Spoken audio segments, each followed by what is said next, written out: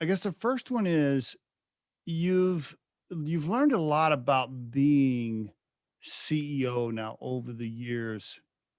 If you had to give a couple of pieces of advice to a young CEO, they're just getting started in their position, based on what you've learned, what would you tell them today?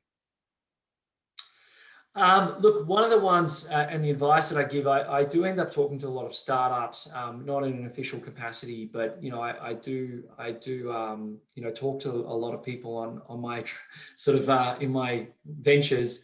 And one of the things that I caution, CEOs of early stage or startup companies is don't spend so much time trying to raise money.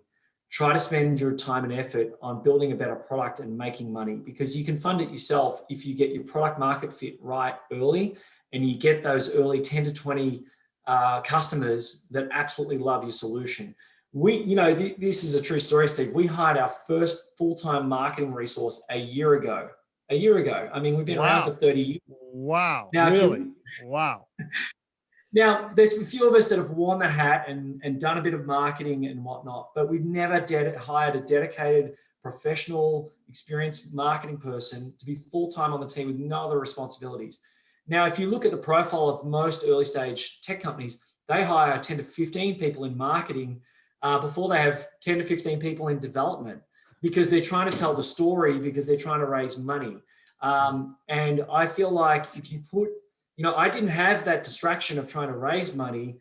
I was so laser focused on, I've got to get this customer happy. I've got to get this product working, and I've got to get paid, and I've got to have enough money to keep the lights on next month.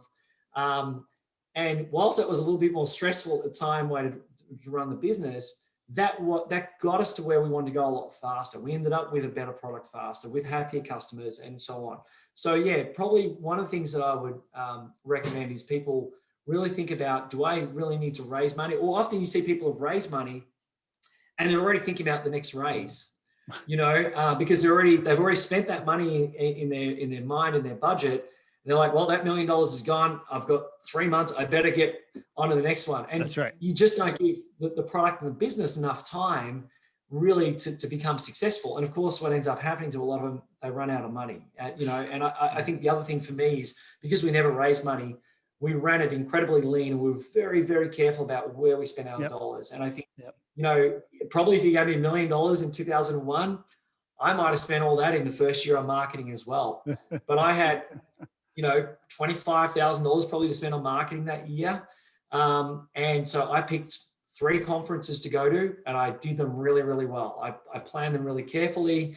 I stayed at the cheapest hotels I could, and I just, I did it that way. And it meant that I had to make those conferences work. I had to find some customers from them, and that's what we did. And we got a couple of customers from them, and that kept the ball rolling.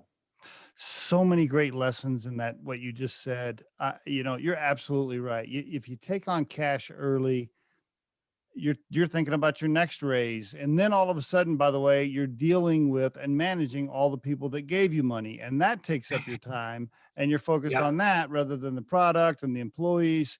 You're so right. And you just run it leaner. You run it leaner when it's your own cash and you're having to run it off of your organic cash, and you make better spending decisions. You're absolutely right. If you think today's tip or guest interview can help someone please share this with them. If you've enjoyed today's episode, please subscribe to our channel and hit the like button.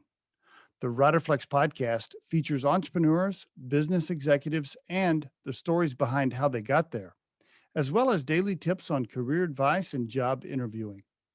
You can visit riderflex.com to learn more about us and get information and pricing on the recruiting and consulting services we provide.